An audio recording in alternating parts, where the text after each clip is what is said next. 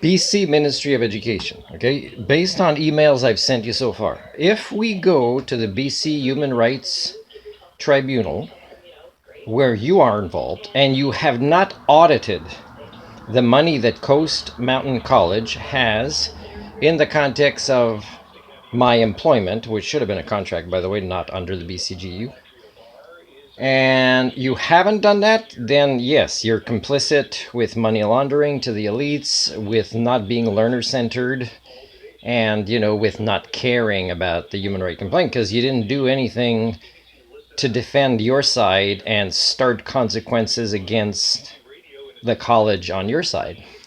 Same thing when I did my Master of Arts in Sustainable Leisure Management, and you had just approved this program, and we were new as a cohort. And it's the university itself that did some surveys with us to find out by spending a lot of money and enjoying it themselves, on Mount Washington to collect some of that data. But when I sent them data later, I noticed it wasn't included. And it's a letter that you've gotten a copy of as well. So the fact that you haven't done oversight and audited how that program was, again, makes you complicit. You might say, well, it's your student union's job or BCGEU's job. It's easy for me to document that I've informed them of it and they didn't do their job. And that falls under sometimes the Minister of Labor for the BCGEU. So all of you guys, if at some point it reaches the forums of the courts or BC Human Rights Tribunal, I've given up on ombudsperson's offices because they were informed of what happened at VIU and they said, oh, that doesn't fall under our scope. Which part? Because many parts did fall under your scope, and you don't want to take it all as if there's an organization that exists that takes all the complexities.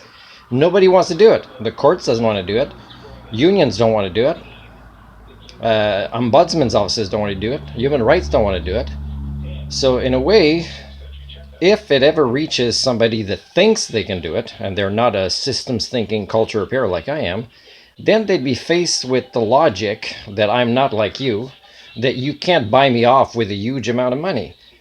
Because if you don't include cultural repair within the closure of my file, that also had an impact on others, not just me, but somehow I'll never get the Order of Canada for stuff like this, is it means that you'd have to pay me for something that I think is worth a lot more than you think is, if we go by your monetary paradigm.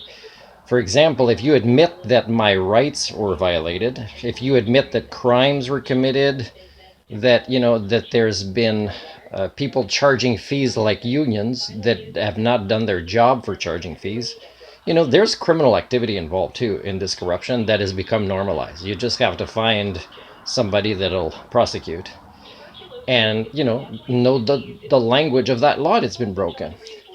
Now, if you don't do that and you just want to pay me, well, I'm going to put a monetary value on my human rights. And I tell you, BC as a province, you cannot afford that. You cannot afford what I will say, if you don't include any cultural repair in the closure, what the value of my human rights are. And by the way, I'm the elusive Homo sapien. So when you talk about human rights, you're like, I'm really sentient and sapient. And I will defend that.